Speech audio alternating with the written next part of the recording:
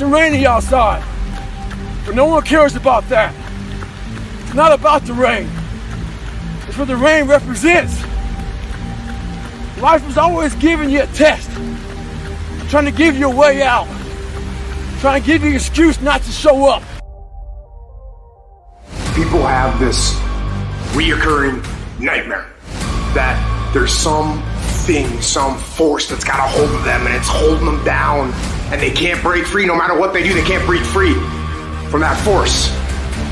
Well, I'm here to tell you that that thing in your nightmare, that thing that's holding you back, that thing that's dragging you down, that thing is you. Go out there and start fucking walking.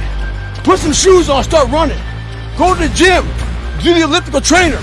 It's not rocket science. A lot of folks talk about overtraining. You gotta train first before you can overtrain. Sometimes you wake up in the morning time and you're sore and you feel like you're overtrained. No, you got sore fucking legs. Get out of your own head and stop overthinking it. Stay hard. I don't care how small it is. I don't care how minuscule the movement is, but make movement. Move forward and do that every single day, no matter what, including today. You aren't getting any closer to your 5-year plan or your 3-year plan or your 7-year plan or any plan that you've got unless you get up and start getting after it today. This is my excuse today. But guess what? You gotta have the mentality to show up every fucking day of your life, no matter what life throws at you. It's our responsibility to show up to the Coliseum of life, prepared for fucking battle. I don't care what you're going through, what life's throwing at you. It's your responsibility to find your new 100%. Take it upon yourself to do that. Stay hard.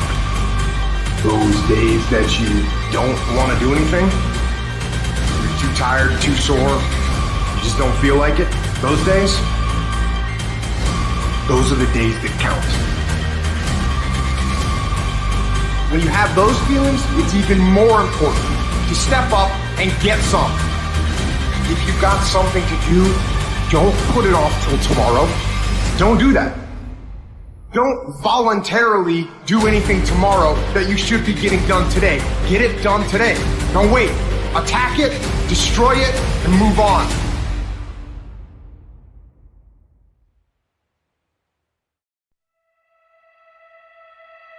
We all have two people. We all have two people. And I'm not saying you're crazy. We have the easy voice, which is that 20% telling yourself that I'm easy at 90% of my full potential, maybe 100% at that 20%. That's that voice that we all love. This other voice that we walk very far away from is a voice saying, hey man, you ain't doing shit. So we try to get this voice out of our head completely. And we live over here in this land. So what you have to do first is turn up this voice over here. The voice saying things to you that aren't nice. That it's in our head saying, you know what, man, dude, you're not doing shit. And it's not putting yourself down. People take this the wrong way in this new society. I'm not saying to put yourself down. I'm saying listen to the truth. And the truth isn't in the 20%. The truth is in this other part of your brain saying, look, man, you're wasting a bunch of percentage here. We have 80 more percent that we're not tapping into because in this other 80% is suffering, pain, failure, self-doubt, darkness, and then a whole bunch of light. So easy to put things off. So easy to say, you're gonna do it tomorrow. Well, I want you to reprogram your brain and tell yourself that tomorrow is not a viable option. Tomorrow doesn't work. You do it today. You get it done today. That's what you do. Go get some.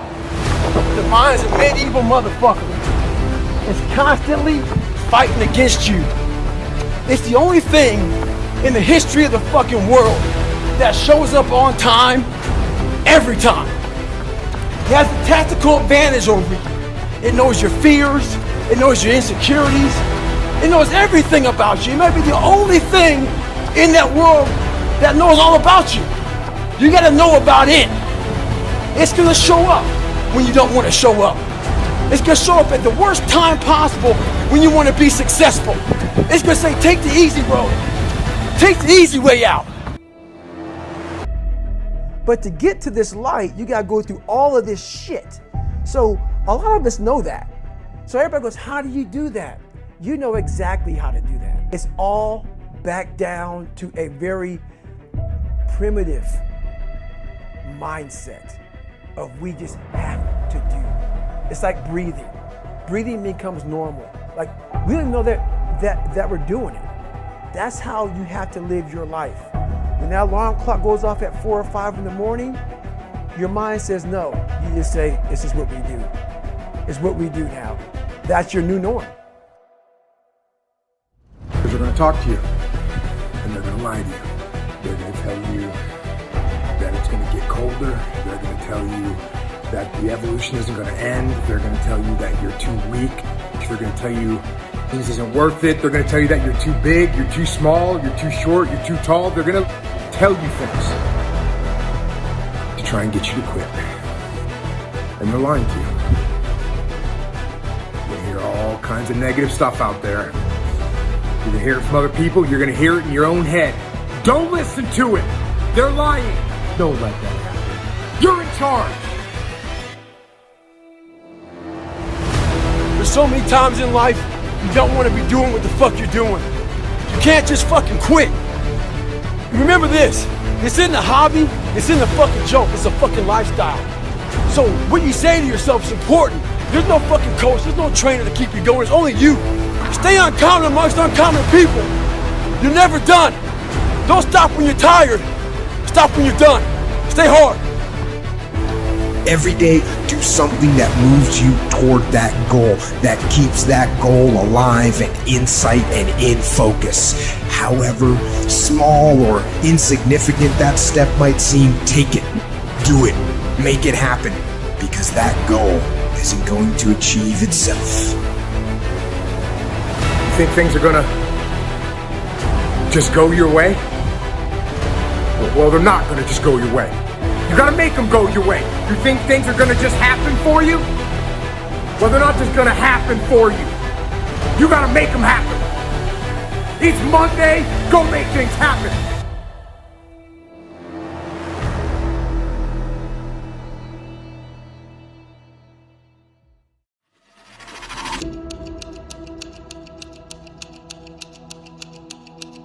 You know what I hear? I hear the clock ticking. That's what I hear. And the end is nigh, and time waits for no man. And you young guns out there, 18 years old, 20 years old, 24 years old, listen, life goes by, and it goes by quick. Don't waste those years. Don't waste them. Live them. The earlier you get in the game and get on track, the better life you're gonna have. Healthier, wealthier, stronger, smarter, better. And if you're an old man like me and you haven't gotten on track yet, get on track. Get on it now. Everyone listening to this, no complacency. No complacency. No backing off. No slack whatsoever. Fight. Fight that ticking clock with everything you got. We all have time. We all have time. What you don't have is you haven't prioritized your life correctly. What you've done wrong is that you didn't prioritize yourself. You didn't prioritize that, look, motherfucker, I gotta get up and win this war today against myself. I need to look better, I need to feel better, I need to eat better. Unreal how much time you waste during the day. And most of it is on these fucking computers, phones, Instagramming back and forth, whatever the fuck you call it shit nowadays, tweeting and texting and shit. We waste so much time on our little gadgets. It's unreal. And we talk about we have no time. If you really you have to take your day and write down this one day. Everything you do, write that down. And you're like, my God, I am wasting so much time on frivolous bullshit. It's not even funny. I mean, it will, if it doesn't infuriate you, it should. Because there's so much time. I can't get it in. Look at your schedule. You just wasted 7 hours today on bullshit. I mean, and you don't have an hour a day to try to get something in for yourself. What are you gonna do to get better today? Today. Not tomorrow, not next week, not next year, when you think you're gonna have plenty of time to do what you want, get your priorities straight. That's not gonna happen.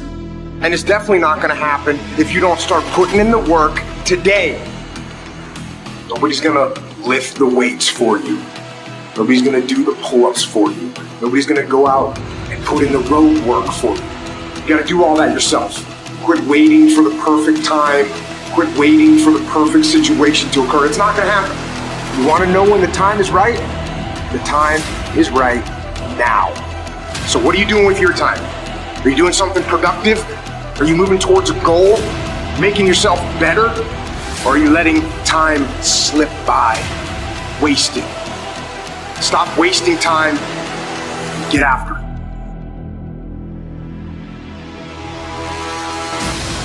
What the hell are we all waiting for to start attacking life? Waiting for the fucking stars to align? Back when I was growing up, the song came out. All I need is a miracle. Well, guess what? That miracle ain't coming. There is no perfect time to start. You gotta start now with changing your life. We're all being tested in life. And guess what? This is one test you can't cheat on. We all have our own test. Some of us are obese. Some of us are depressed. Some of us are insecure. In the military, we had a big old rucksack on the back. Had batteries, water, extra gear. Your extra gear is the shit you're dealing with in life. And the only way to overcome it is for you and you alone to face it. You gotta do your best work when you're the least motivated.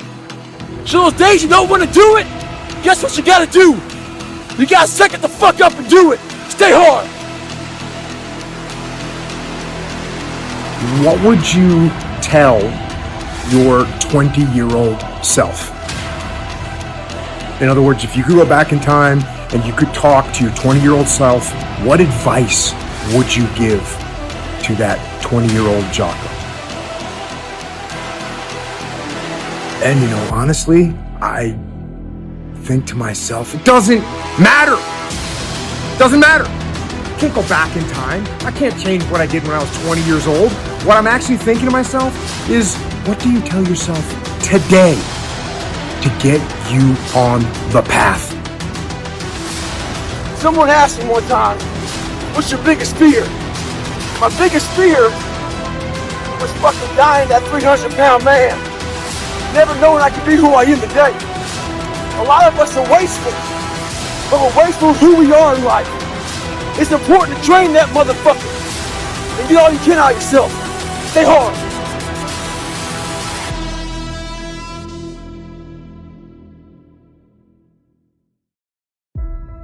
It's too hard. Life isn't fair. These things in life are not easy for me. You look to your left and you look to your right and you start to judge yourself off other people. Like if you're a female, well, she's skinny and she doesn't work out as hard as I do. And everything starts to corrupt your mind. You start to look around too much at other people and what they're doing, and that starts to corrupt your own dialogue. We are judging ourselves against too many people. You have to judge yourself against yourself. And that's the one thing I started learning, man. This isn't a race against me and other people. This is a race against David Goggins and David Goggins alone. And once you can silence all that bullshit, all the outside interference and things that are attracting your mind to everything, you can then start to grow and realizing I'm stressed out for no reason. This is my own little race. This is my own timeline, and this is how I'm gonna run it. The easy route, never. I need you to understand this. I call it the gauntlet, okay? You cannot develop the skills you need to win consistently without going through the mother gauntlet, all right? And a lot of times when we're going through this gauntlet, we self-pity, right? We talk about how unfair it is. We talk about how hard it is. We talk about how nobody gets it. And guess what? All those things are true. It's not fair. Most people don't get it. Most people have no idea how hard it is for you. And guess what? They're never gonna. So why are you screaming about it? Take this opportunity to recognize that the chaos in your life is actually forging you and improving you because you're choosing to press on when everybody else is falling off. This is how you look at hardships. This is how you look at frustration. You look at it as a tool that's teaching you lessons that are going to become valuable to you, maybe tomorrow, but for sure in the near future. And other motherfuckers are not going to have them because they're not willing to push on. Okay, so if you're struggling right now and you're having a hard time and you're pissed off and you're frustrated, know two things. One, you're not alone. Two, this is necessary for you to get where you want to go. And if you quit, if you falter, if you stop, all of the pain will be for nothing. And you need to remember that. This is what champions do. This is what people who win perpetually do. They don't give a what's happening in the world. They don't let the distractions of the day pull them off course. Do those things make it harder for them to do it? Yes. But what does that mean? It means that we focus. It means we get more discipline. It means we prioritize, and it means we keep moving forward. Because when everybody else is falling off, the economy and all these other things, we could put in a million things, while they're all stopping their progress and going into their little turtle shell, you still have your little turtle head sticking out of the shell, doing your little turtle steps. And guess what happens? You end up 10 miles down the road while they end up in the same spot. This is what winners do. What you're going through, yes, I can empathize. I have a very hard time some days. Some days I don't want to do. Some days I don't do. But most of the days I do. So understand what you're going through, the pain you're feeling, it has a return if you're willing to recognize it. It will forge you, it will teach you the skills, and it will equip you for reality when your peers and everybody else will be unprepared. Conditions for what you want to achieve. You want to build a big life, you want to build a big business, you want to become more physically fit, you want to build better relationships. And to be better, you have to first realize something that is paramount to long-term success in life, and it's this. Conditions will never be perfect, ever, okay? And a lot of people, me included for a long time, sat around and waited for the stars to align or the sea to part or for everything to be perfect for me to just go. And if it wasn't perfect, I'd come up with a justification, right? For example, I'm using my fitness as an example for you guys. You know, when I was 350 pounds and completely unhealthy, not training, not doing my workouts, I would, tell myself, I'd look outside and I'd see, that it wasn't, 70 degrees and sunny. And I would come up with this little story about how it's cold and I'll start tomorrow. Or if it was raining, dude, you know what? I'll just do some sit-ups and push-ups, knowing damn well that the sit-ups and push-ups isn't what the fuck I needed to do. I needed to get my fat ass out on the road and move, okay?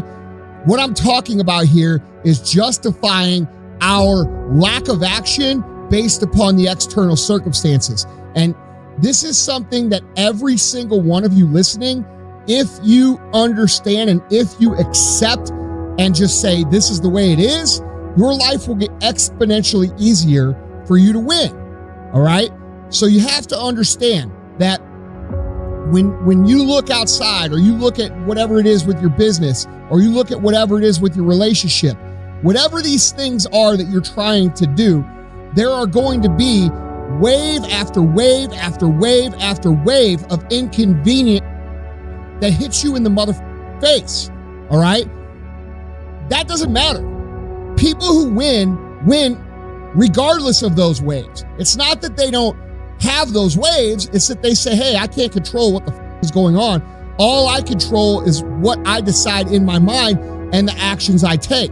Some days are going to be harder than others. Some days are going to be a little easier than others. But I can promise you one thing for sure. There will never, ever, ever be a day that goes exactly as you want it to go. It doesn't exist. So with that being said, if you're going to wait around for perfect circumstances, how can you ever accomplish anything? And that's what I want you guys to think about. I want you to think about all the times that you might be justifying or talking yourself out of or coming up with an easier alternative because the conditions aren't what you want them to be. You know, maybe you don't want to do your work today because you had a fight with your significant other. Maybe you don't want to do your workouts because, like I said, the weather sucks, especially here in Missouri, dude. Yesterday it was snowing. The day before that it was 70-something degrees. Okay, you think I wanted to go out in the snow and do that?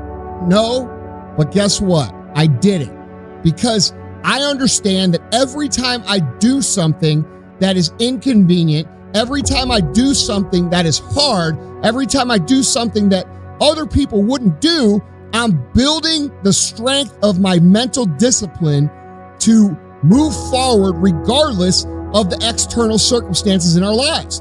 And this is a skill. This is not a gift. It is not something I was born with. It's something that people learn how to do over time. And I can tell you right now, every single motherfucker that you see doing whatever it is that you want to do, whether it be in business, whether it be in sports, whether it be in music, whether it be in fitness, whether it be having a great relationship, these people, all of them, will wake up and do the work regardless of what's going on in their life. Period. Okay? So how do we get to this point?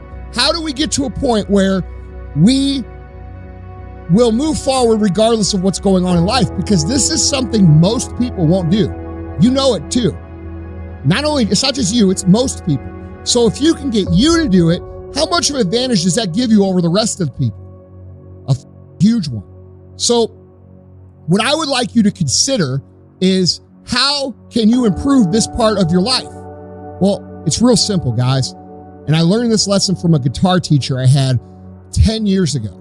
All right. And he said to me, he said, hey, Andy, you don't have any patience. And I'm like, well, no, Matthew, I have zero patience. And he's like, you know how you get patience? And I said, how? And he says, by doing things that require patience.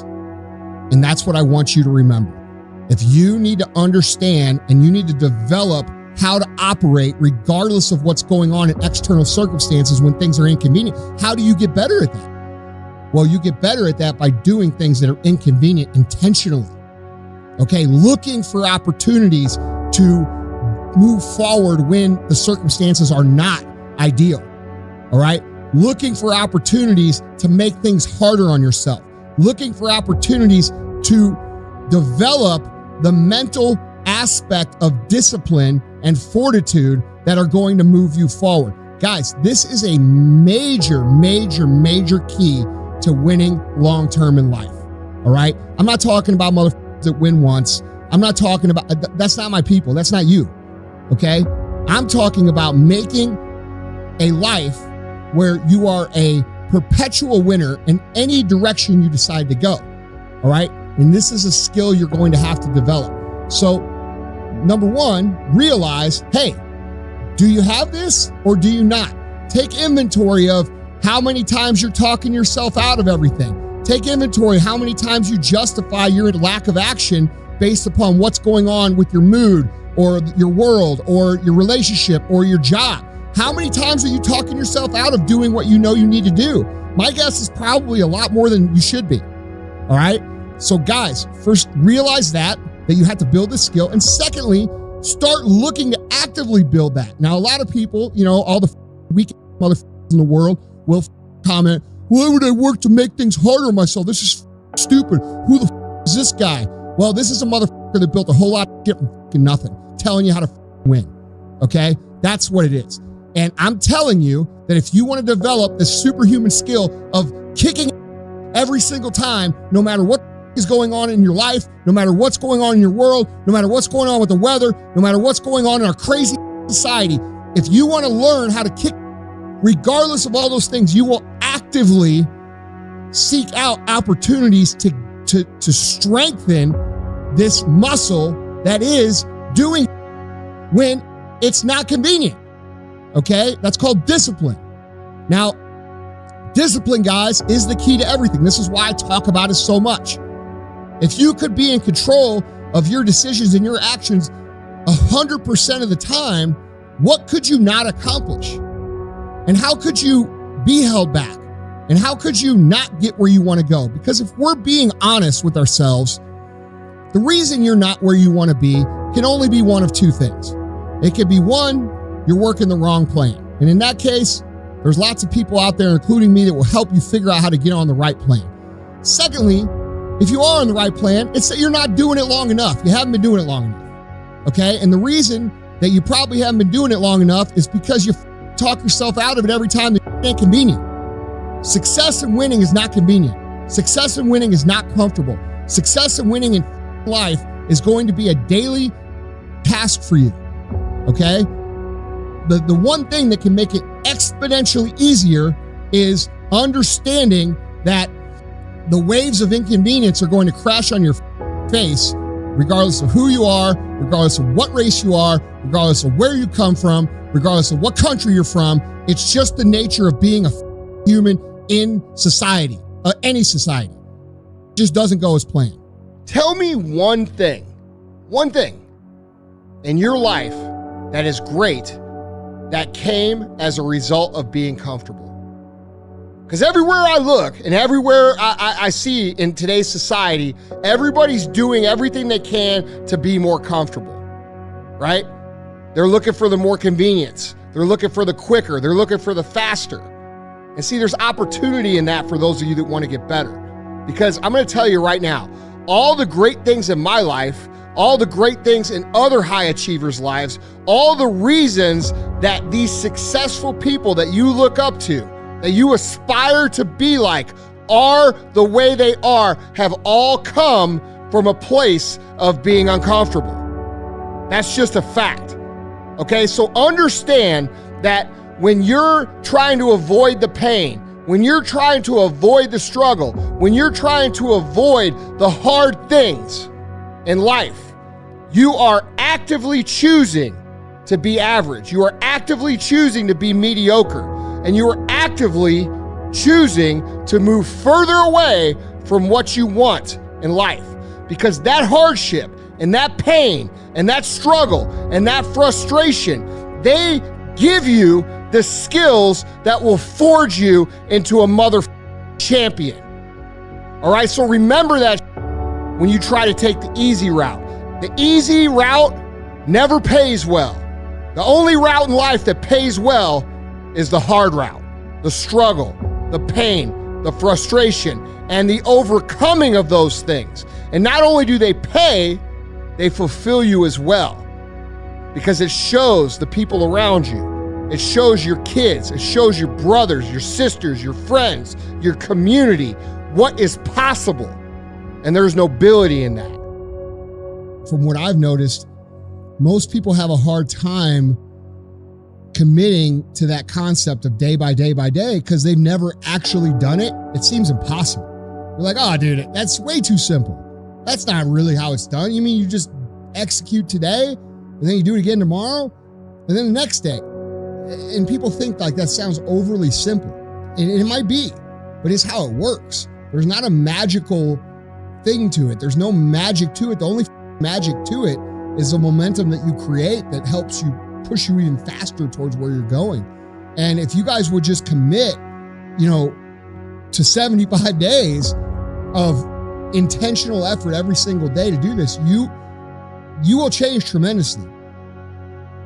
If you cannot go through life and you can't handle the regular things that happen to a human being in a regular day of life, okay, meaning when you have a personal problem, or you have an issue, or you have a situation at home, or you have a situation with a friend, or your job, or a customer, or your husband or your wife or whatever it is.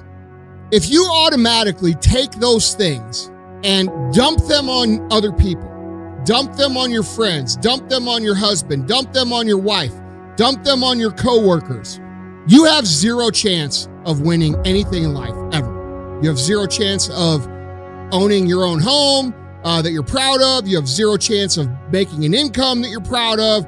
You have zero chance of having fulfilling relationships. Nobody wants to be around people like that. Guys, it's the most toxic trait someone could have. Taking their business and dumping it on someone else without any regard for what this person may have going on at any given time. And you would be surprised at the amount of people who have large followings that you guys know that consistently do this to other people all the time, which is why they struggle in their careers. But the first thing that you have to do for you to get on the track that you want to do is to become self-reliant. That means you have to not only understand your own problems, you have to attack your problems, and you have to address your problems and solve them mostly on your own. I'm not saying you can't go get help. I'm not saying you can't have people to rely on to help you with things.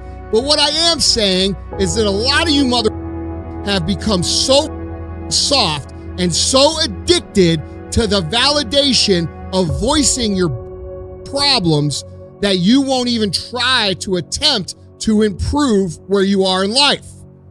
Your identity is now attached to this victimhood that you see in yourself, which is a big problem, because if you and your identity is based around your struggle all the time, right? Meaning every story you talk about is your struggle. Every post you talk about is vulnerable and you're trying to get attention and likes and comments, okay? Everything that you identify your personal self with in regards to what you show other people has to do with you having a problem, okay? It's sympathy bull. Let's just call it what it is. You like the attention, so you complain. When you attach yourself to this identity, the identity of a victim, the identity of not being able to overcome, the identity of constantly telling your struggle story, the identity of never overcoming, you have created this scenario where you can literally never overcome the problem that you claim to have because you've built your identity around it. A lot of us have the wrong idea about leadership, honestly, because I think the quote is taken out of context that we've all heard a trillion times about leadership, which is lead by example, lead by example, lead by example. Vince Lombardi said it, leading by example isn't the best way to lead, it's the only way to lead. But people really miss what that actually means, okay? You go out and you try to rally people up and you try to get people to go along with whatever cause you're going towards, and they don't follow, and you're wondering why. Well, the reason why is because you haven't actually become what it is you claim to embody, and the people can see that. They can sense it. They can feel it, okay? People know bull from the real deal. They just inherently do. You do, I do, everybody does. So when somebody rolls up with fake leadership, we all see it.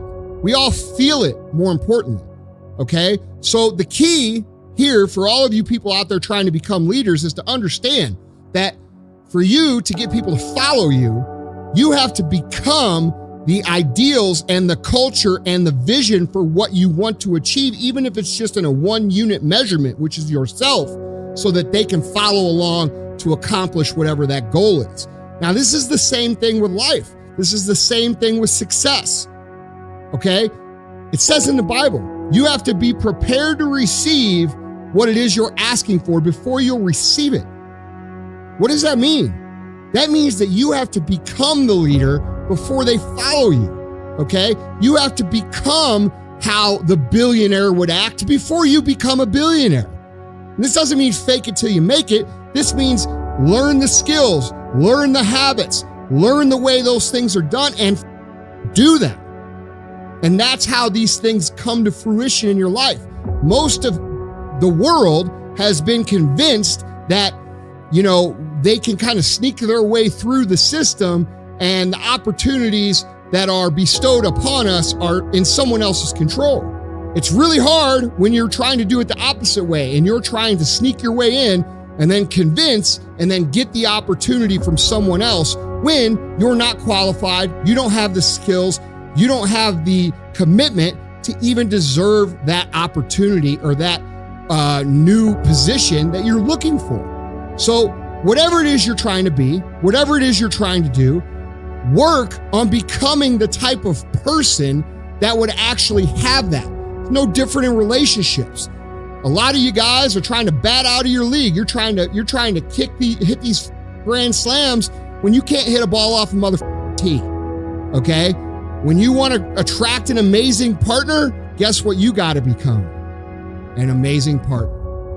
Okay? This is no different in any area. So whatever you're out there trying to achieve, whatever you're trying to become, stop and ask yourself, what do these people do? What are their habits? What are the skills that they have?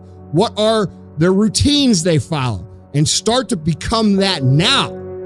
And then the rest of life will start to materialize around you. We have two voices, the voice, and then we have the boss voice, all right? And those two voices are the voices that basically dictate our actions and our lives up until we start to become aware of the voices, and then we start to actually react in a different way when these voices speak. Your voice would be the voice that talks you out of doing that is going to bring you closer to where you want to be. And your boss voice is the voice that is always telling you what you should do. For a lot of you guys, just being aware of your voice and your boss voice is going to make a huge impact on how you react and how you execute. Because once you realize that you're talking yourself out of the things that are actually going to bring benefit into your life, you can stop that real quick. What does your voice sound like, right? You have plenty of time to get that done. Just wait until later. Or, you don't have enough time, right? It's one of the two things. And it has to do with our scarcity of time. Your voice knows that actions are going to produce results. And it can't really stop you from taking action, but it can talk you into delaying action.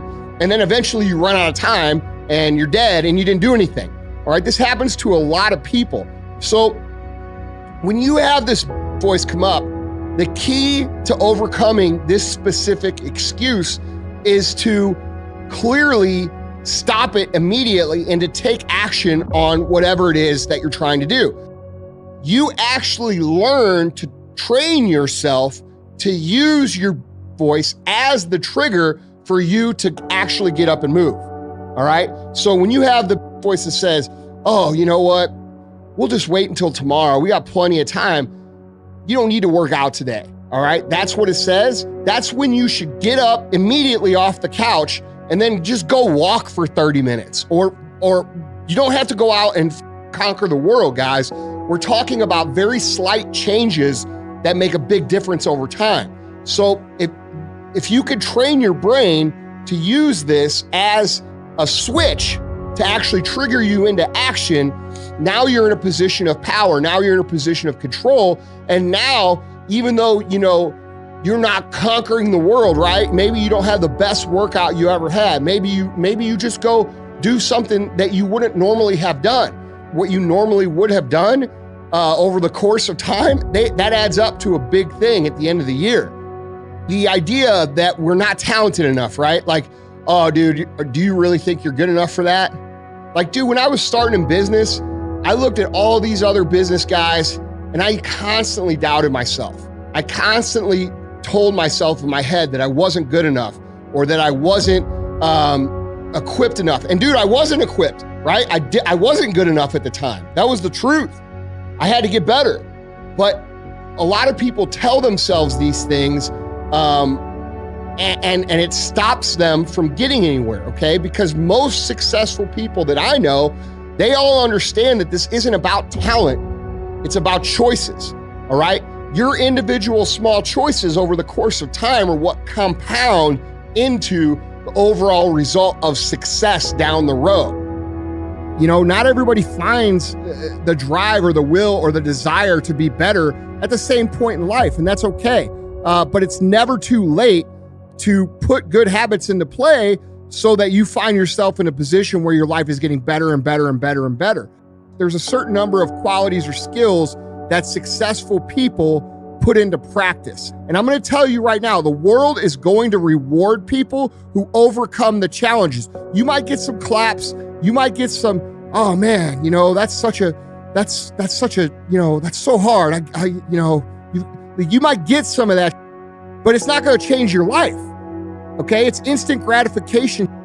You are putting out information to then get instant gratification attention, which doesn't really serve you long term. Understand that doing the opposite of what most people do is what's going to lead to most success in your life in general terms. So when you see everybody else working to make their life easier, more convenient, less frustrating, basically looking to cut all the hard things out of their life, look at the rest of their life. What is it? It's generally a show, okay? So that should be an indication to you that maybe you need to look at life a little bit different. And one of the things that I see people do is they don't understand that you should actually be seeking out the proper obstacles that are going to teach you the lesson and embrace them so that you can be better. Because, dude, we could talk about and whine about and cry about everything in our lives, but there's only one thing that's going to change it, and that's actually taking action towards the place that you want to go. And I don't care who says different. This is a universal truth, and it doesn't matter who's president, doesn't matter who's won the Super Bowl. It doesn't matter. This is always going to be true. What you put in will produce the output. Okay. So when you see a situation that's difficult and you see a situation that, other people don't want to do, you should maybe be the person who steps up to that and says, dude, I'm willing to do that because I learned this. I'm willing to take on that because I'm willing to get this skill. I'm going to endure this adversity because I know it's going to make me stronger. All right. So look at these as an opportunity for you to grow as opposed to something that you should run away from because it's going to be difficult. This is something that champions and successful people who are great at what they do and live great lives that bring other people up do automatically. You guys have to understand that it is okay to believe in yourself. It is okay to say, I'm going to do this. It is okay to celebrate your successes. Winning in life in any area is a great thing. And when people start to see you win and they start trying to pull you back, that's a good indication of people that you should probably work to separate from, because those are the people who are going to draw energy off of you that could otherwise be spent moving you forward. Don't let these people who haven't achieved anything, who have no goals, who are happy floating through life. And by the way, if that's them, that's cool. You don't have to want what they want, and they don't have to want what you want. So do you want to look like cool this week, or do you want to look cool for your whole life? Because that's what we're talking about here. All right. So understand that you don't need permission. You don't need approval. You don't need your aunts and uncles to believe in you. You don't need your parents to believe in you. You don't need your friends to believe in you. All you motherfuckers are going to hit me up and say, oh, nobody believes in me. Well, you know why nobody believes in you? Because you haven't done anything. What have you done to show people that they should even believe in you? Think about that. It's kind of arrogant to think people should believe in you when you haven't done anything. If you can't become aware of your own internal dialogue, and you can't start to have control over your own internal dialogue, and you can't start to tell the voice that you have in your head to sit the down and shut up, you're going to have a very hard time making any year your year. At the end of the day, it's irrelevant, because what's going to be relevant always, no matter what year it is, no matter what's going on in the world, no matter what obstacles you might have or excuses you may think you have, no matter what it's always going to come down to is your own actions and your own choices and your own thoughts. The conversation has to become an honest conversation of where you're at mentally. Where am I at mentally? I look like shit. I feel like shit. I'm falling behind in school. I'm lazy. My house is a mess. You have to look at what it is and call it what it is. Don't find words to make yourself feel better. Because we hang around people that make us feel better, that tell us what we want to hear, not what we need to hear. And so we stay away from those people. And we stay away from those people, like our internal dialogue becomes that kind, it's okay. It's not okay. So that's where it starts. It starts with that accountability of it's not okay anymore. This can no longer be okay. And calling yourself out for exactly what you are and exactly how you need to fix it. We have an epidemic in this world. The epidemic I'm talking about is a lot of people bitch about fucking everything. They bitch about not having time. They bitch about their boss. They bitch about their husband. They bitch about their lives. They bitch about everything. Some people even follow me on Instagram and bitch about me fucking cussing. So why the fuck are you following me on Instagram if you know I'm gonna fucking cuss? We bitch about everything in life, but we do nothing about it. Very few people do anything about it. I'm fat, I'm out of shape, all these fucking things. What the fuck are you doing about it? You gotta take action in your life. You gotta stop bitching. Find a solution to your fucking problem. Don't be the problem. Take action. For every action, there's an opposite reaction. If all you do is bitch, nothing's gonna happen in your life. Take action, take control, stay hard.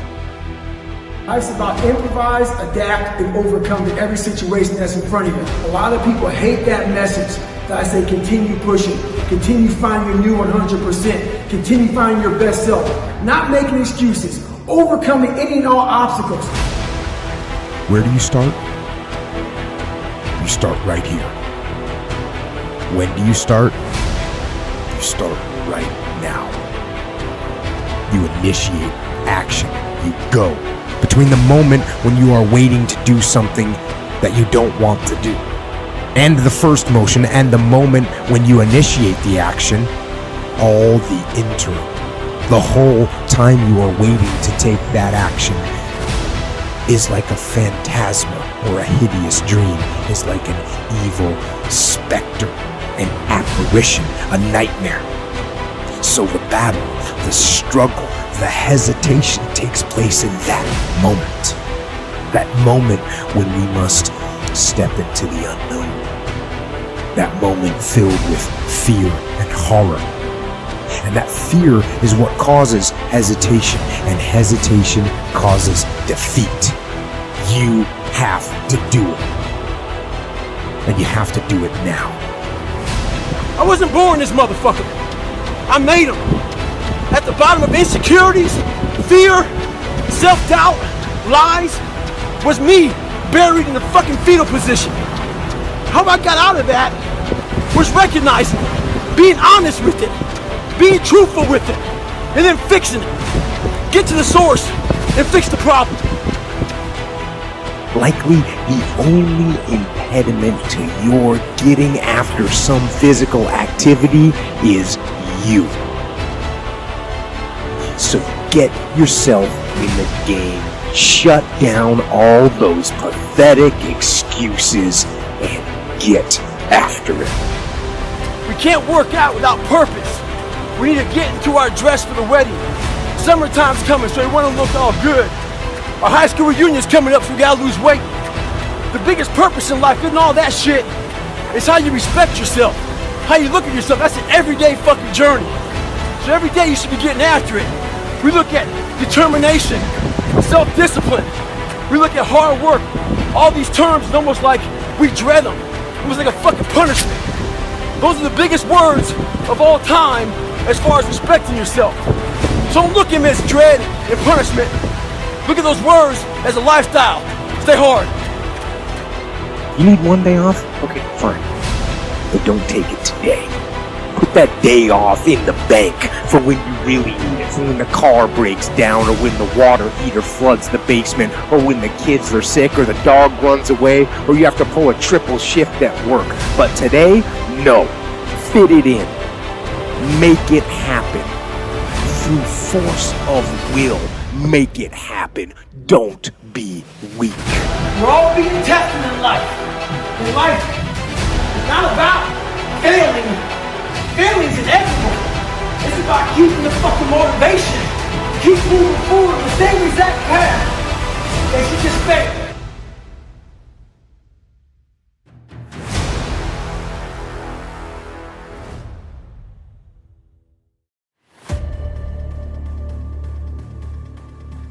It's easier to accept the fact that I'm just not good enough. I wasn't made to do that. But I'll tell you right now, man, we can do a lot. When it comes to this pure arm guts and willpower, we have a lot more than we think we have. But you have to go into those dark chambers that we often shut off, and you gotta open them up. You gotta open up and fight that fucking demon, get in there, talk to that motherfucker and say, what's up? It's a difficult motherfucker where you're gonna fail and you're gonna be in your head, you're gonna be saying, I'm not good enough. And it's how you get through that. It's how you get through that on a daily basis. That you can be this fucked up dude, like really fucked up dude, and with the right mindset, going through this path of life, this journey over here that you make yourself that's incredibly difficult. When it comes out the other end of that motherfucker is some glorious shit that you can't even explain to people. Are you living that motherfucker? Are you getting up every fucking morning? I'm about working out, whatever. Are you really getting the fuck after? Everybody wants to be better. Everyone talks about becoming better. But I'll tell you right now, it doesn't just happen. You want to improve? You want to get on a workout program or a clean diet or start a new business? You want to write a book or make a movie or build a house or a computer or an app? Where do you start? You start right here. When do you start? You start right now. You initiate action. You go.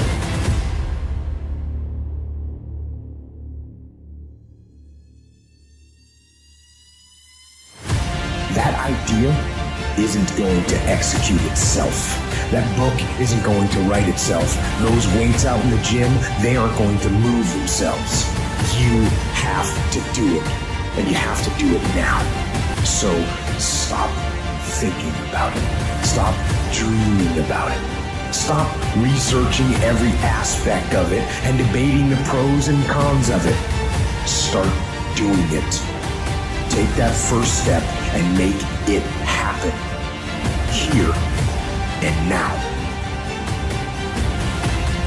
Because motivation is crap. It's shit. People right now, they be motivated to go run. If it's cold somewhere where they're at, a lot of motherfuckers will shut that door, go back inside. That's motivation. It comes and go as how you feel. Self-discipline is everything. And if you don't have it, I don't look at you right, because I know you're capable of more. It's all on you. It's all on you. The self part is what's big. We need someone to hold people accountable. Fuck that shit, man. Fuck that shit. We count on people too much to get us through shit. You know who's gonna bail you out? You know who's gonna come and rescue you? You know who's gonna come and save the day? No one. Nobody's gonna lift the weights for you. Nobody's gonna do the pull-ups for you. Nobody's gonna go out and put in the road work for you. You gotta do all that yourself. Don't give in to the immediate gratification that is whispering in your ear. Shut that down. Do not listen. The desire to take the path of least resistance, the downhill path, the downward path. You stayed on the righteous path, the disciplined path. You stayed on the war path. I don't give a fuck. I'm a warrior. Period. A warrior is a motherfucker who says, hey, I'm here again today. I'm here again tomorrow. I'm gonna be here the next day. I'm 50 years old, I'm still fucking getting after it. It's a person that puts no fucking limit on what's possible. If you wanna be uncommon amongst uncommon people.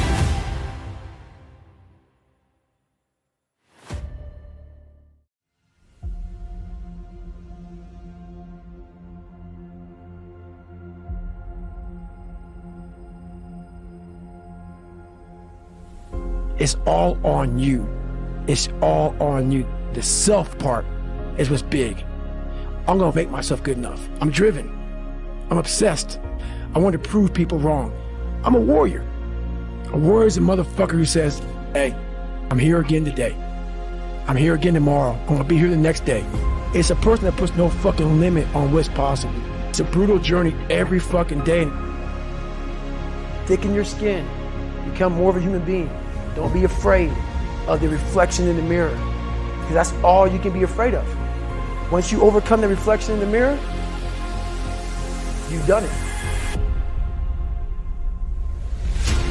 People want to know how to stop the laziness, and they want to know how to stop the procrastination. And, you know, they have some idea in their head, you know, some kind of a vision, what they want to do,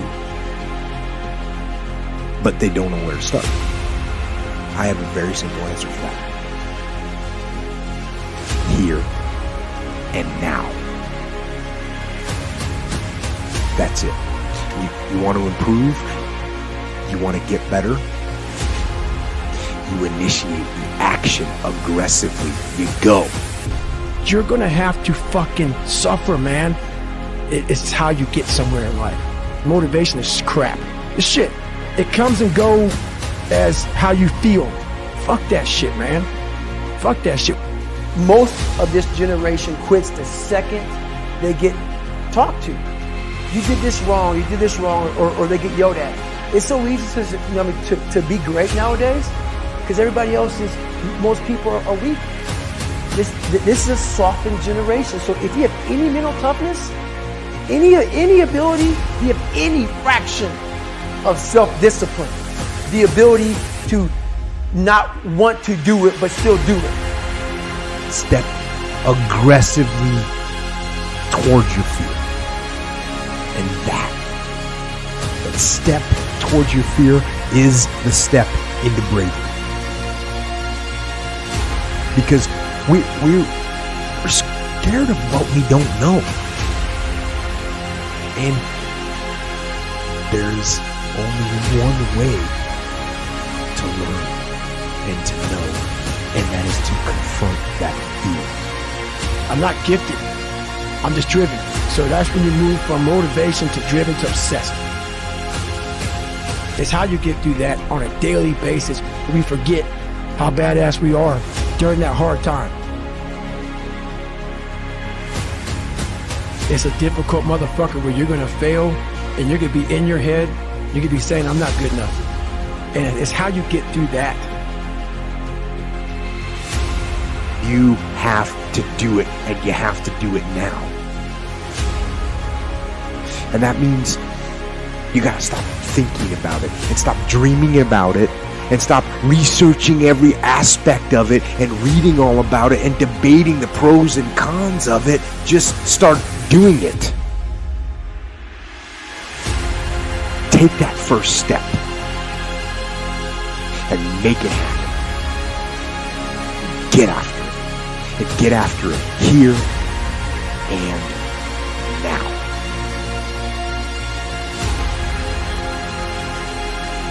Get the fuck after it. Get after it. Get after it. You ain't good enough, motherfucker. Get after it. Get after it. To grow, you must suffer. Some people will get it, some people won't. When you're driven, whatever's in front of you will get destroyed. Get your ass kicked. Do things you hate to do. Be uncomfortable every fucking day of your lives. You have to believe in one thing, and that is yourself. Self-discipline is everything. And that's all it's about, yourself. It's fucking me against me, period. The fucking mind is what you created. I'm training my mind and my body and my spirit so it's all one, so I can handle what life is going to throw at me. Don't make any more excuses or justifications. Don't rationalize anything else. No, no, and no. Instead, be aggressive. Take action now. It wasn't until I changed that mentality that I became somebody. But if you can get through to doing things that you hate to do, never pays well. The only route in life that pays well is the hard route, the struggle, the pain, the frustration, and the overcoming of those things. And not only do they pay, they fulfill you as well. Reality is what matters. Not what might be, not what could be, not what should be, what is. Okay? And we have to make decisions based upon what is, not what we wish it was. When I was in school, I struggled with school. I was not a great student. I wasn't someone who got A's and B's. I got C's and D's. That's reality. When I went to my guidance counselor when I was 16, 17 years old, we were getting ready to take the standardized tests, which at that time was SAT and ACT. I was asked what I wanted to do with my life. And like most 16 and 17 year olds, I didn't really know, but I knew I wanted to do something. I knew I wanted to be something. I knew I wanted to become successful. I knew I wanted to win. Living like everybody else was not appealing to me, which coincidentally is why I struggled in school. The reason I struggled in school was because I couldn't see the point in a lot of the stuff that they were teaching. They would teach these, trigonometry and all this that I couldn't see the practical purpose in. And because I couldn't see the practical purpose in it, I did poorly. I wasn't interested. I didn't execute the way that I could have or should have or whatever. But at the bottom line, I did bad in school. And so when I went in to talk to my guidance counselor, about what it was that I wanted to do, he wasn't very receptive. And he asked me, he said, Andy, what do you see yourself doing? Where do you want to go? And at that time I wanted to play football. I wanted to become, successful. And I told him, I said, well, I want to go to Notre Dame. I want to go to, a school like Duke or Texas and, play football. And his response to me was laughter. He laughed and he said, oh, Andy, those places, and it's getting me pissed off even thinking about it. Those places are for cream of the crop. Those places are for the top of the top of the top, and you just ain't it. And he used the term cream of the crop. And I remember thinking like, well, I'm cream of the crop, even though, maybe I wasn't because of what they could see, but I knew I had something. They just didn't know I had something. And, now that same school, I'm proud to say I've gone out and done some things, and I've contributed financially to that school, built them nice facilities, one of the nicest schools in America. And I tell you that story because I think this is an important lesson for what's going on in the world right now. When I look around at what's going on in the world right now, I see things that really piss me the fuck off. And one of the things that pisses me off the most is that when I was growing up, we were taught, you could be anything you want. You want to be an astronaut, you could do it. You want to be a chef, you could do that. You want to be a firefighter, you could do that. And as I got older and as I grew up and learned a little bit more, I learned that the real world, when you get to a certain age, doesn't reward those kind of statements. When you get to be 13, 14, 15, you're not dealing with your parents anymore. You're dealing with the real world. And the real world will quickly remind you that you ain't. And they will give you every reason as to why you can't be what it is you want to be. And that's when I was growing up. Now, the teachers are telling the kids, especially the minority kids, that they cannot do anything in this country. You cannot achieve anything. You're not going to be successful. Doesn't matter how hard you try. It doesn't matter what you do. You're going to fail. And dude, I think that's the biggest travesty and the biggest crock of that's going on in our world right now, because we as adults should be encouraging these kids. We should be teaching these kids what is truly possible instead of squashing their dreams and squashing their mentality and squashing what they believe they're capable of before they even go out and try. Okay? Because I'm a stubborn motherfucker. Like, you could tell me I'm not going to be able to do it, and I will spite you by doing it. That's just me. I have the ability to take the negative and turn it into productive action. I understand what it's like to get told you're a loser or you're crazy or when are you going to get serious about your life? You know, I worked 10 years, guys. My first 10 years of business, I made $58,000 cumulative. Okay? For 10 years, I heard every person I know making fun of me.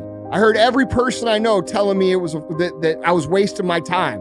I've had every motherfucker I know when I tell them what we're gonna do, and by the way, we've done it by now, laugh in my face.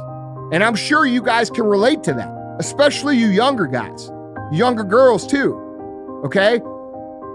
You understand what it's like to have people tell you that you can't do it. And I'm gonna tell you something, and this is the truth, this is the reality, and if you don't like it, I don't give a The truth is this: if you're willing to pay the price, and you're willing to do the work, and you're willing to take the time, and you're willing to consistently get up when you are knocked down over and over and over again, which is going to happen to you if you're pursuing anything outside of the norm, you can make it here. If you choose, you can also find every excuse as to why you won't make it. You can find every reason, if you look for it, as to why you won't make it. But at the end of the day, there's going to be two groups of people, and one group is going to be a lot bigger than the other group. Okay, and here's the groups. The one group is going to get told that they can't do it. And instead of fighting, and instead of working, and instead of, saying, well, Dad, I'm not willing to accept that, those people are going to just take it. And that's what society's counting on. Society is counting on you giving up. Because if you give up, then you can become dependent on the government system to provide for your whole life, okay? And you could, quote unquote, go be a little poor me over there in the corner and talk about why you could never make it here. That's going to be the bigger group. Then there's going to be a smaller group. And the smaller group is going to be the group that says, hey, you know what? I hear what you're saying, but I'm not willing to accept that. I'm not willing to just roll over and take what I'm given. I'm not willing to stop trying because you say that I can't do it. That's what you say. That doesn't mean it's the truth. And for all of you young people out there, I hope that you will take what I'm saying seriously. I don't care where you come from.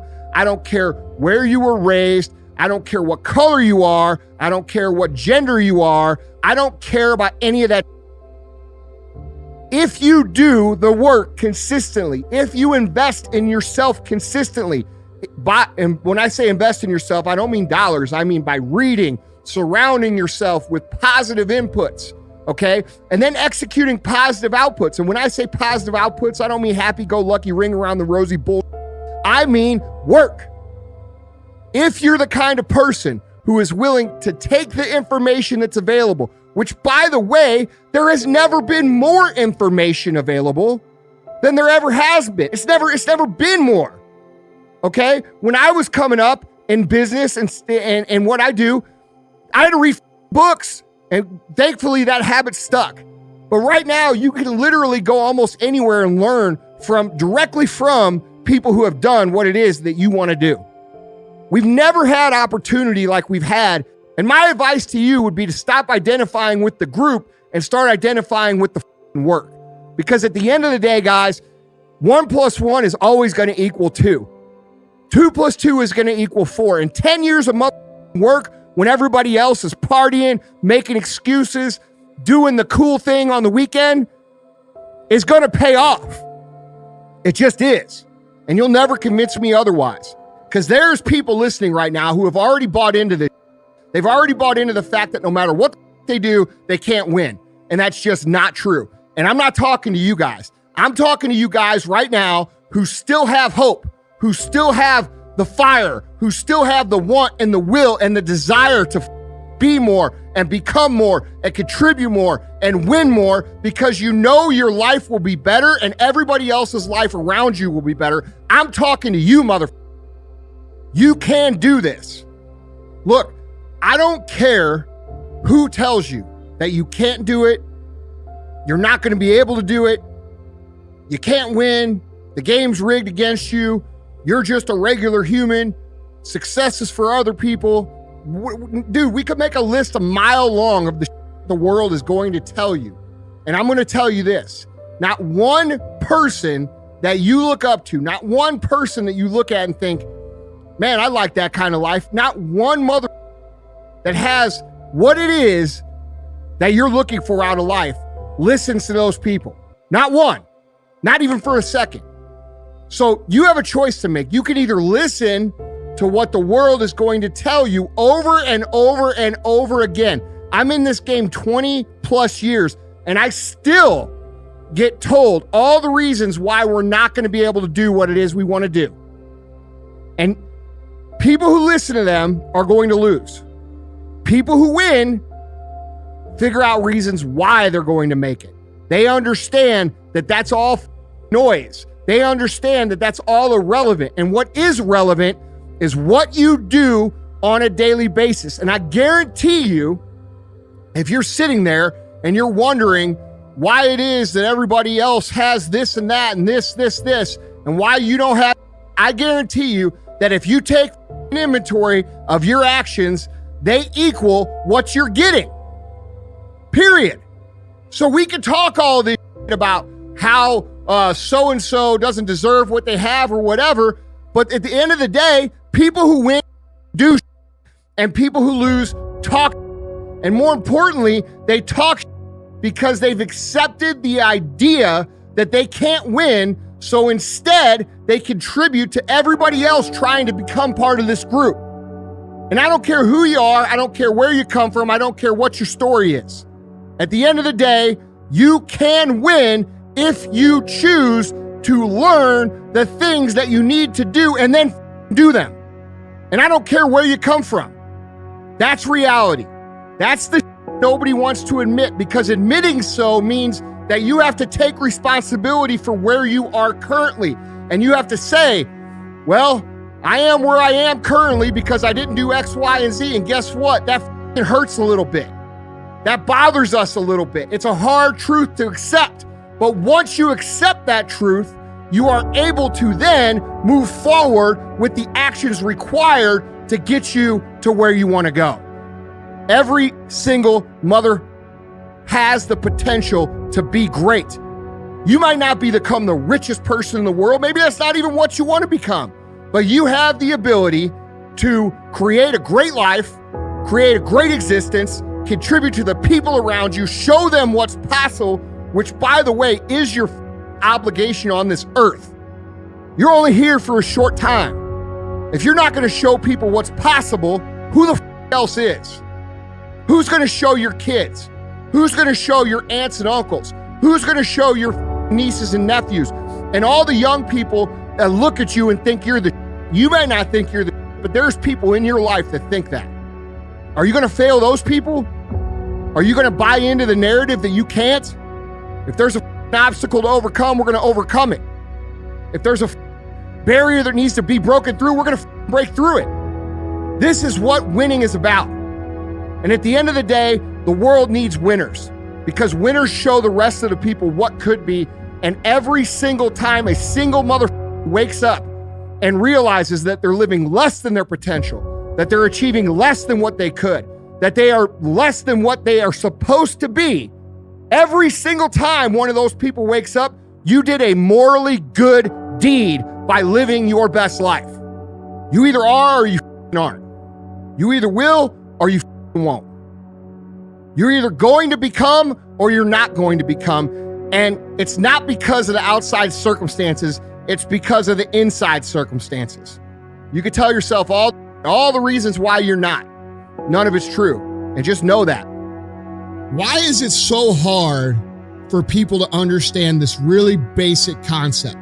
If you want to win and you want to guarantee success and you want to guarantee that you are going to get where you want to get. Because that's what everybody wants. Everybody wants the guarantee. That's why they ask so many questions. You know, they say, how long is it going to take? What's the best way to get here? What's this? What's that? And they analyze all these different things.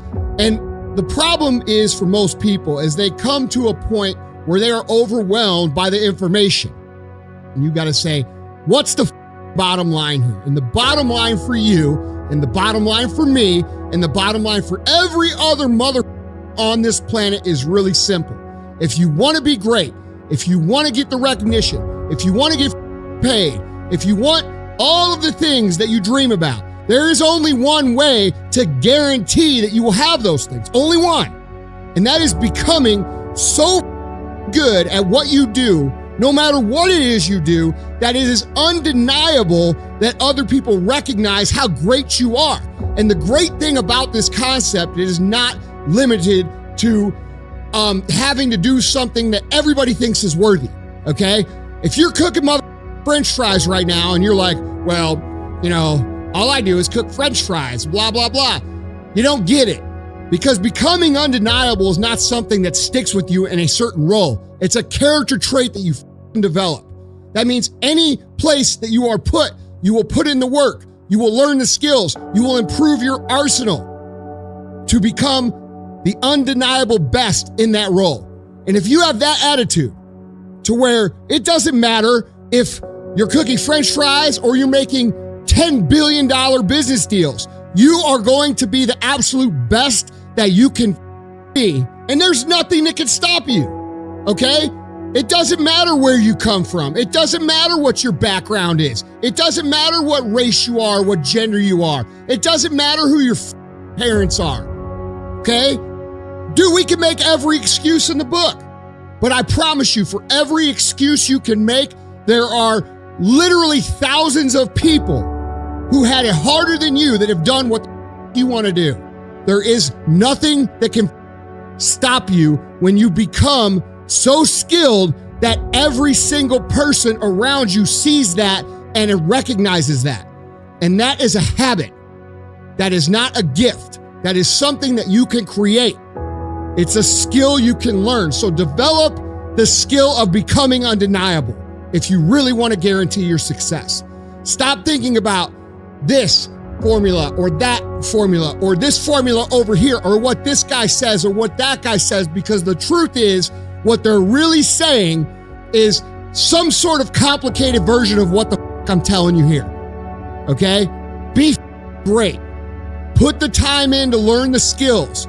Put the skills into practice and make a commitment to becoming so good that all your peers say, that's the best. And if you can do that, no matter where you are, no matter if you're cooking French fries, no matter if you're managing the restaurant, no matter if you own 1,000 restaurants, no matter if you created the brand, you cannot be stopped. Becoming undeniable is the only skill you need to remember. Okay, you're confusing your brain. You're creating something that's called paralysis by analysis. All right, you're consuming. All the is going to come back to this bottom line. You got to be great.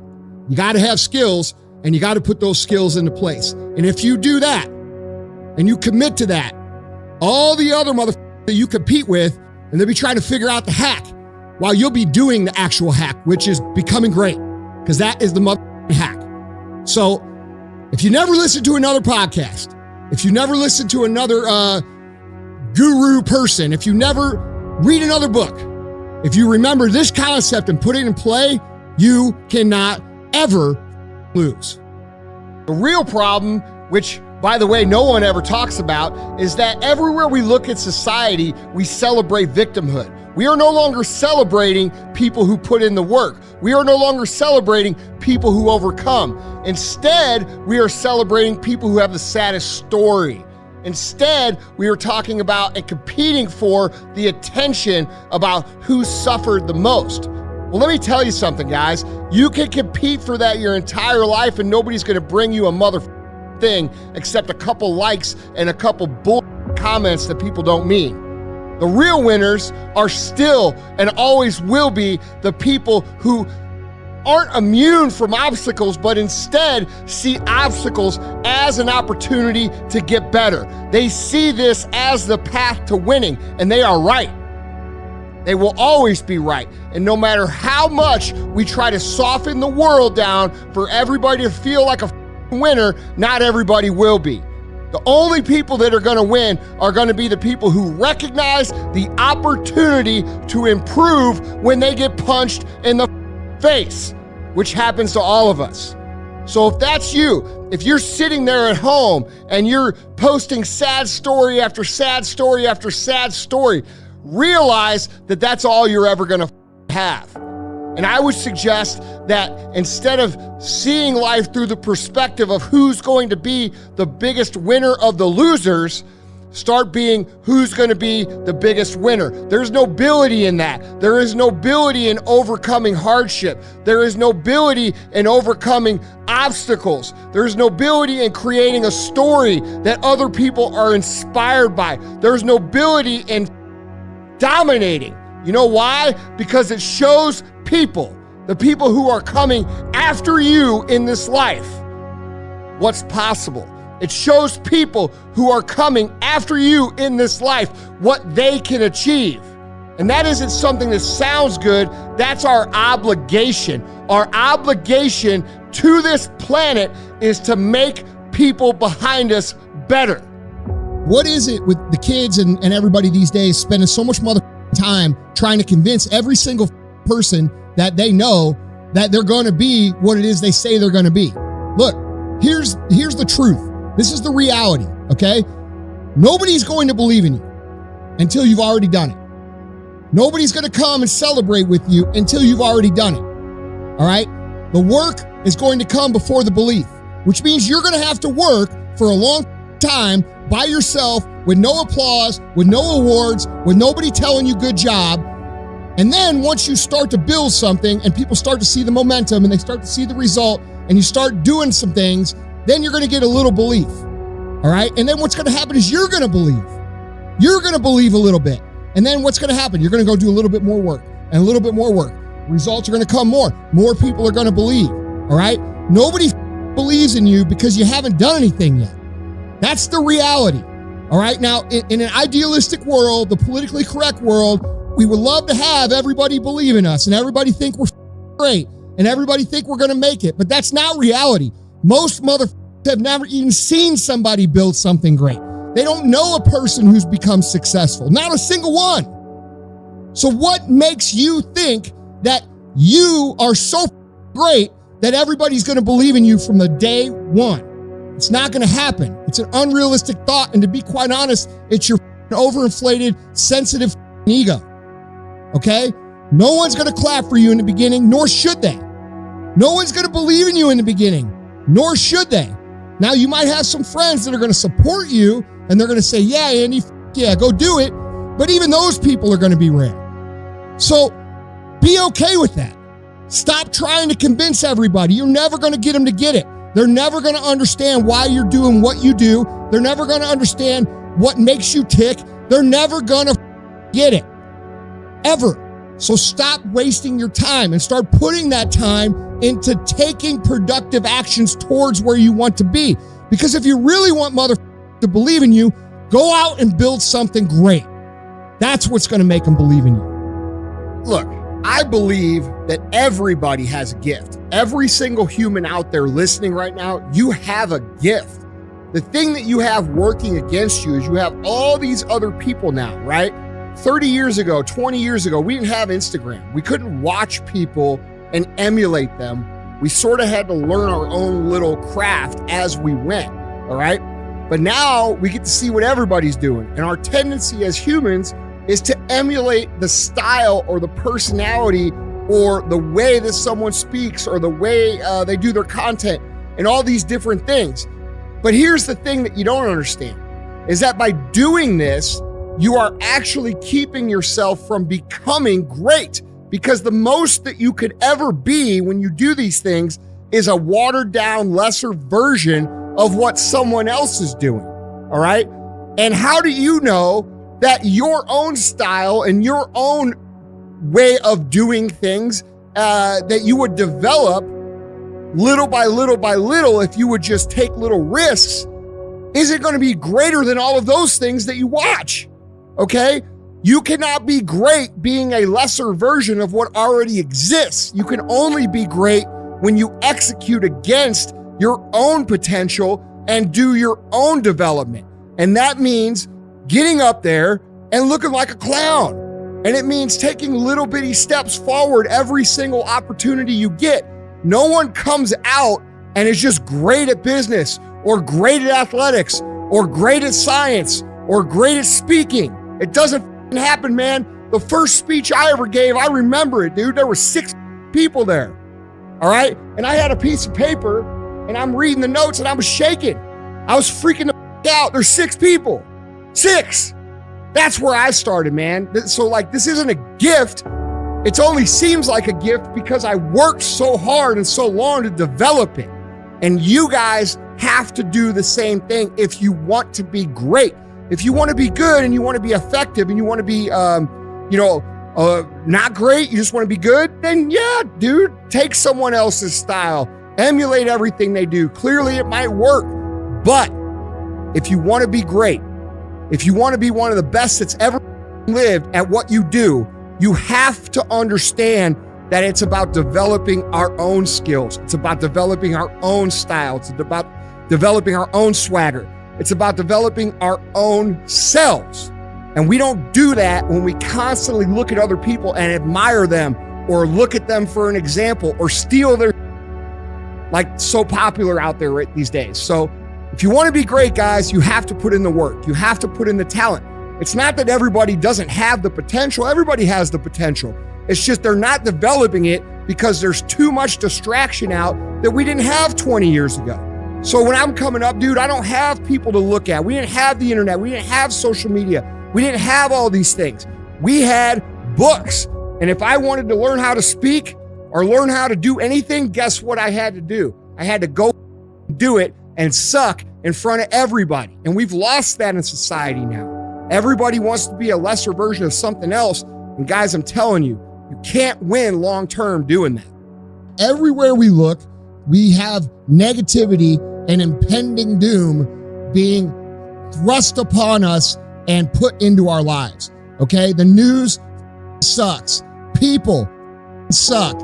Everybody is complaining. Everybody's trying to divide everybody and, argue over this or that or this. You need to remember that what's going on in our world right now is not just difficult for you, it's difficult for everybody. Now, certain people might be doing better right now. They might be making money. Their job might be more secure, or maybe things are going, better for their fitness or whatever. Here's the point. This is stressful and it's wearing us the out mentally. There's a lot of people out there who are struggling in spite of the fact that they're doing everything they know they should do. Look, guys, this pursuing success, becoming someone who is abnormal, becoming someone who sets the standard for others, becoming someone who shows the rest of the world what is possible is a very difficult path. You are going to have people on you. You are going to have unexpected circumstances arise. You are going to have all these things that you never counted on come and smack you in the face over and over and over again. This is just part of being on that path. But here's what I want to point out to you all. Every single one of you who is struggling right now, you need to understand this. What you're going through right now is necessary. What do you mean it's necessary?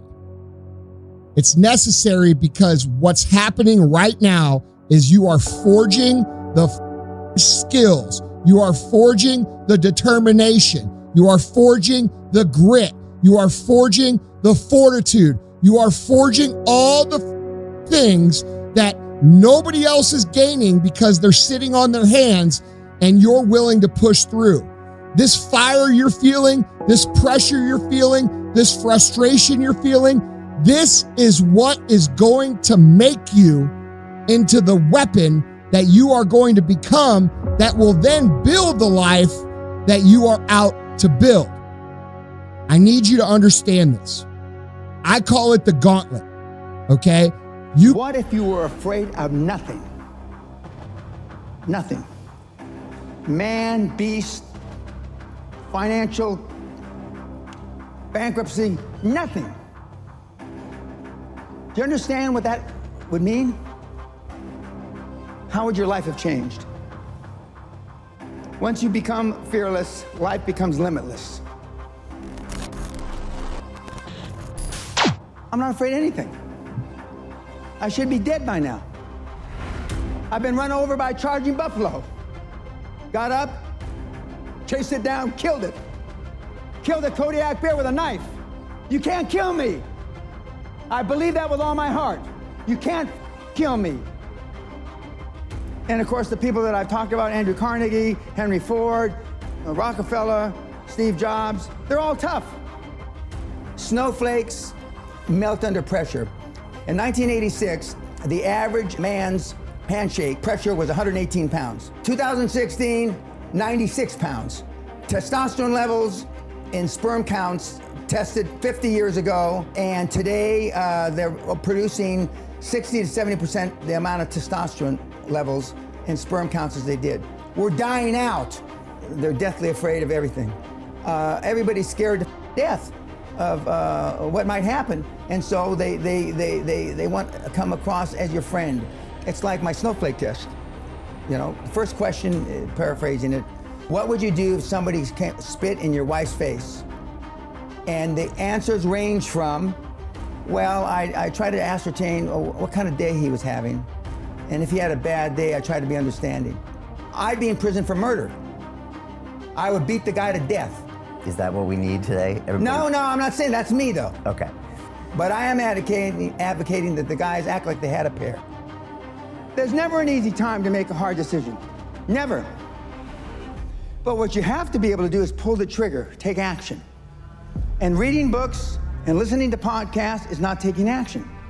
It's just another form of procrastination. The main differentiation between the high-performance people is they believe in the extraordinary. Remember yesterday I said you're never going to exceed your highest and wildest expectation. For those of you that want to be a millionaire, you're never going to make 10 million. For those of you that want to be 10 million, you're never going to make 100 million. For those of you that want to make 100 million, you're never going to be a billionaire. Because psychologically, see, your subconscious doesn't know you're full of your subconscious starts to slow down. When you get, let's use the 100 million number, at 75, 79, 82, 89, 91, and then you're asleep at 96 million. And you may stumble over the goal at 100 million by accident. I have 3 regrets in life. 1, I'm a combat-trained Army officer who never saw combat. 2, the night before my mother died, I told her, God damn it, you're not gonna die, quit f***ing around. She's dead in the morning. And the 3rd, I didn't set my goals high enough. Jack Welch said it much better than I. There's no such thing as work-life balance. There are work-life choices, and you make them, and they have consequences. There are consequences that I didn't go to our daughter's sweet 16 birthday party. There are consequences. But are they greater than the consequences of you being dirt broke when you die? You ask yourself that. Would you rather make a choice between your daughter's 16th birthday or you being flat broke, huddled up in a corner, homeless, whenever your time comes? You tell me. But conventional wisdom, political correctness, has it all backwards. You're a bad person because you missed her birthday, right? You're a bad person because you celebrated Christmas in January, right? Horse. And the pundits that give you this horse are poor themselves.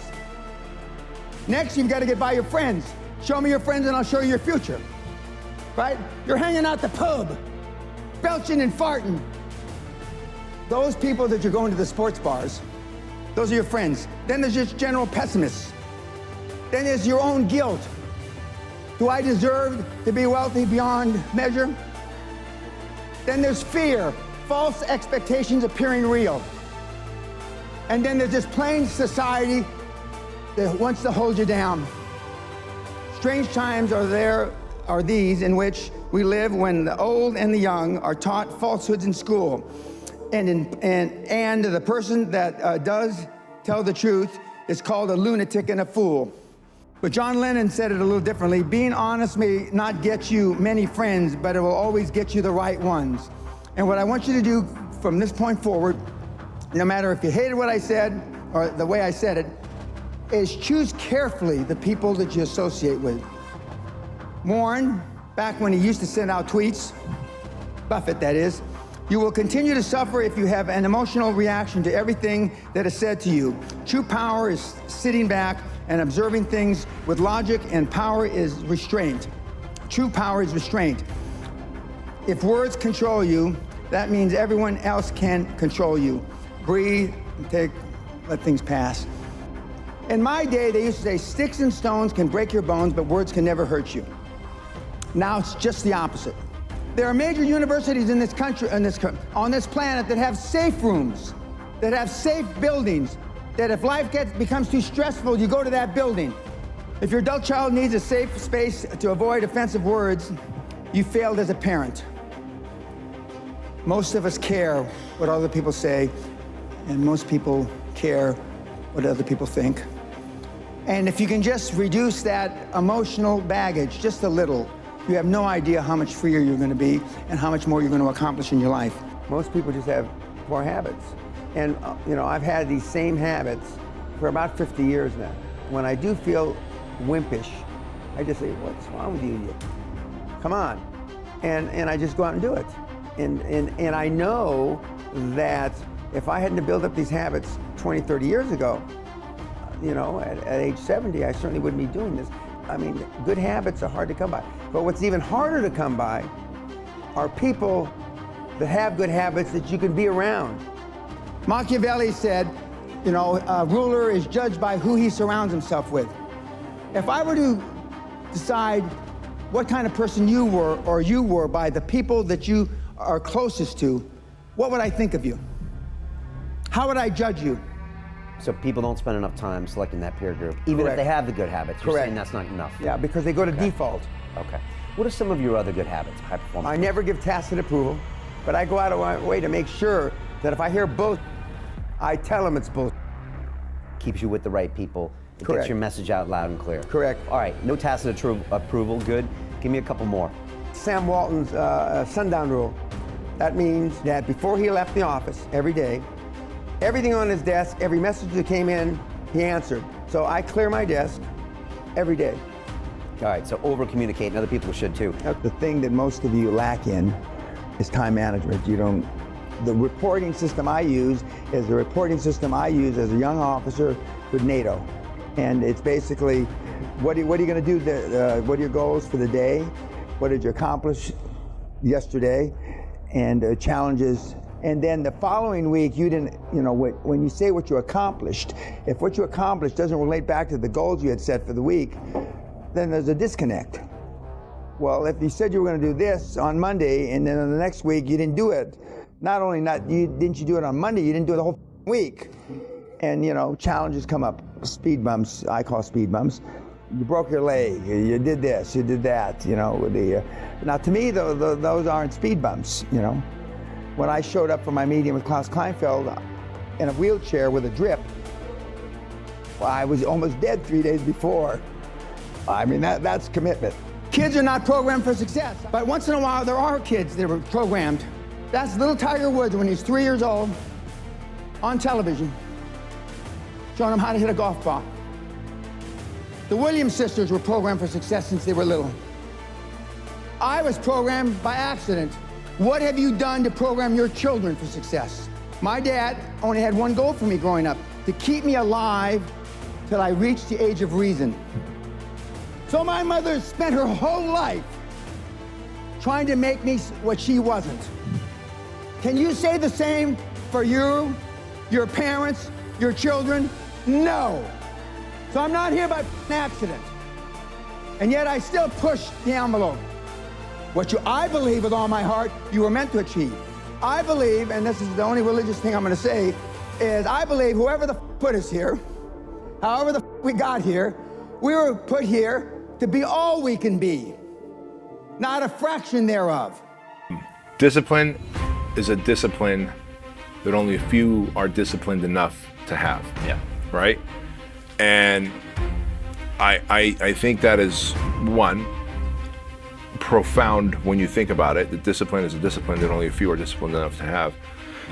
But two, the few who have it weren't born with it magically, acquired it through consistent work in an area. For me, it's literally been something that separated me and my companies from the competition. It's improved my marriage. It has, at 47, I'm in the best shape of my life. As a father, I'm consistently there for my kids. So all these things are a byproduct of discipline. And when I think about all the areas of my life when I was younger, that I was like, oh man, I failed at that. Oh, I wasn't good at that thing. It was just a lack of discipline and lack of the consistency, follow through on a thing that helped me develop this characteristic of sticking through it and to it no matter what. It's a game changer. Identity. Yeah. Identity. Everyone who doesn't have discipline has created this false identity of themselves as, man, I'm just not a disciplined person, you know? Well, if you keep saying I'm not a disciplined person, you just keep going further away from discipline. Absolutely. You can, and that goes for everything in life, because I told myself the wrong things, and right. Yeah, holds right. back. Exactly. Yeah, like, you know, gee, I'm not meant to be an entrepreneur. Well, keep saying that, and while trying to be an entrepreneur, and let's see how that turns out for you a decade from now. You're still going to be in the same spot. And so what I found, especially I found this through the project, as we run the project, these men come to us. And all men carry some level of, most men, I shouldn't say all men, most men carry some form of a false identity. That false identity comes from like this shotgun blast that was delivered to their heart by their dad. When their dad said, you know, you're stupid, you're not athletic, you're just always gonna be fat and dumb and whatever it is. To hear that in your formidable years as a young man from your dad, because every young man looks up, or a young boy looks up to their dad or older brother for that rite of passage. And to hear that from that guy who all you want is their approval and validation. This is why most men will look at other men for approval and validation, because dad didn't give it to them, so they're still trying to fill that hollow spot. But if their identity is then dad said so, the man that I looked up to said so, and therefore I am, if you show up with that identity, you're never going to become the disciplined person. And so you first have to shed your false identity and say, who do I want to be known as? And you can rebuild yourself. Mm-hmm. Every man has the time and the ability to rebuild themselves. No one takes the pause to go, how do I want to rebuild myself? Or what do I want to rebuild myself into? Do I want to be a better entrepreneur, a better husband? Like the actual intent behind the action versus just like, oh, okay, I'm gonna go work today, now I'm gonna go work out, and so you're kind of robotically going through life but not really having intention. Yeah. And so when the false identity is shed and you decide that I'm gonna be this man, a man of discipline, where I'm gonna keep my word, because my word to myself is my reputation. The reputation that I have with myself is the highest thing that I can have with anybody. The relationship with myself is the highest thing I can have with anybody, and I want to have a great reputation with myself. And if I have a great reputation with myself, then everybody else, my reputation will precede me. Like Craig will never have to wonder about B's character. Yeah. I remember years ago, I asked you for some feedback, and you know, you said you gave the feedback great, like, hey, doing well here, here, and here, and one of the things you said, but you got to start doing better on. You're telling people you're going to do something, and then you no-show, or you skip out, or whatever it was. And I took that to heart, and it's like, okay, well, now I'm going to do two things. One, I'm not going to make promises that I know I'm not going to keep, and two, if I make the promise, then I'm going to keep the promise. Mm-hmm.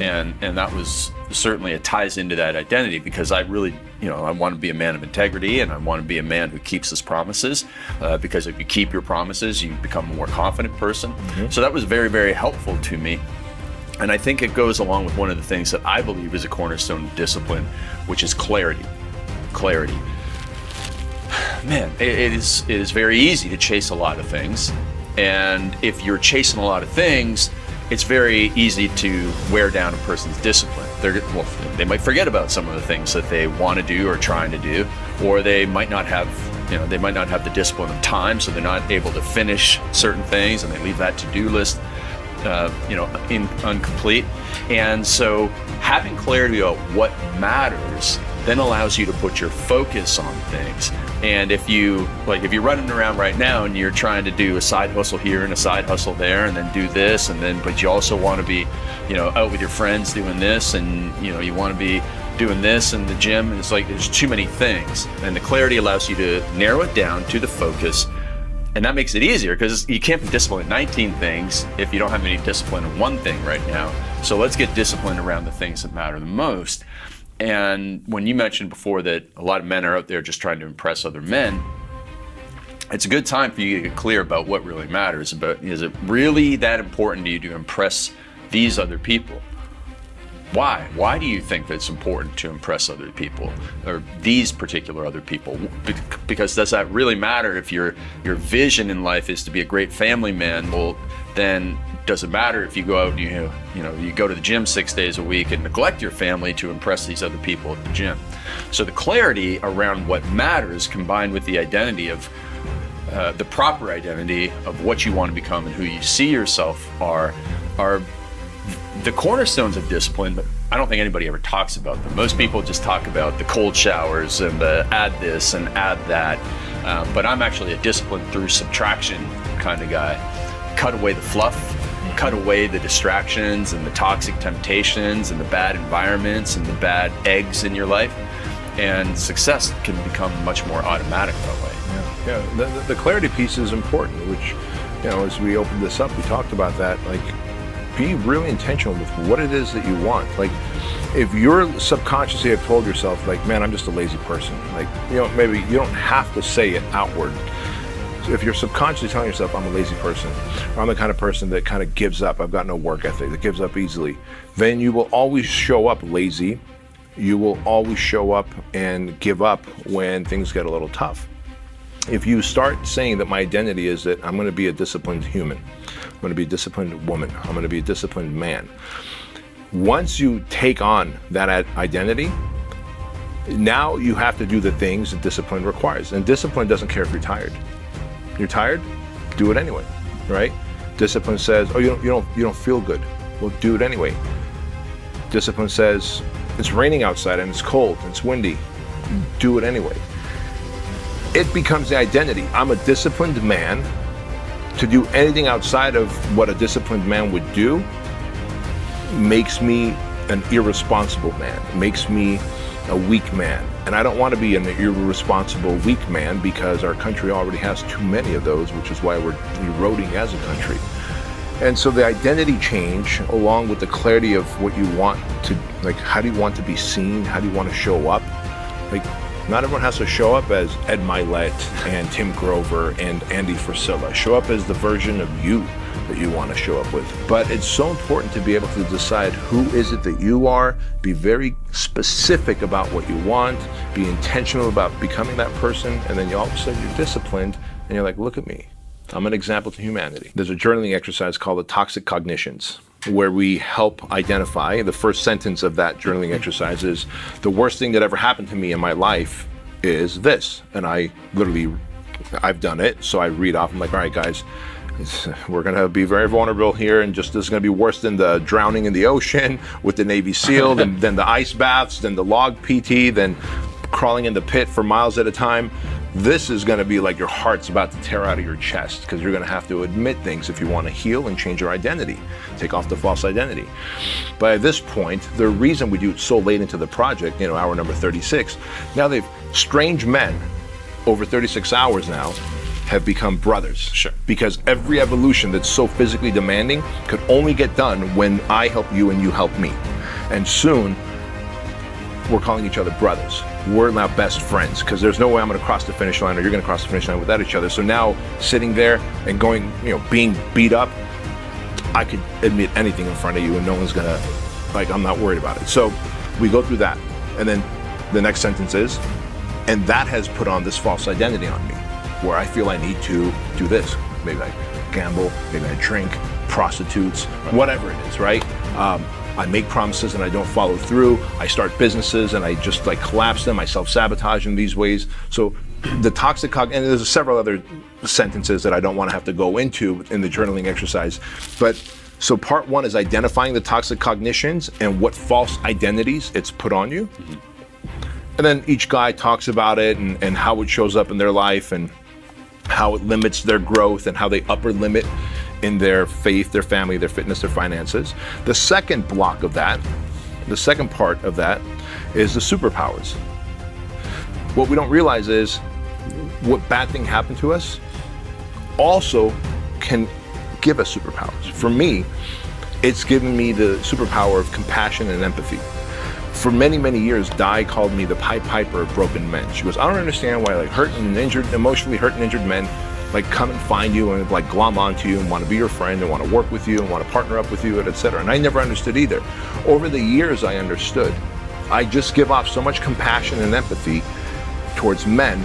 And as I healed, the more I healed, the more I give off that radiance. It's like a light bulb that you can just turn up the radiance, right? And it's like I'm like a beacon for men for that. And so, and in a weird sideways way, you kind of said something similar when years ago you're like, oh, you're like that guy from the Green Mile who just sucks in everyone's problems, right? And well, I'm able to do that because as I healed through my problems, I'm able to kind of be available for other people through empathy and compassion. And so, but had that not happened to me, I would not have been an empathetic, compassionate person. That is a superpower that I have, and through that superpower, I'm able to make these impacts. Yeah. And so the second part of the journaling is that. So my new identity is that I'm a weapon for good through compassion and empathy. And we help these men identify their new superpower that they got from this bad thing that happened to them. And then we go, now a man who has that superpower, how does he show up? What does his daily routine look like? How does he show up to his wife? How does he show up during an argument? How does he show up when he makes a decision? When he makes a promise, is he there? And all of a sudden, like, oh shit, yeah, that's how this guy shows up. And so when the worst thing in your life that's ever happened to you has been reframed as a superpower, woof, you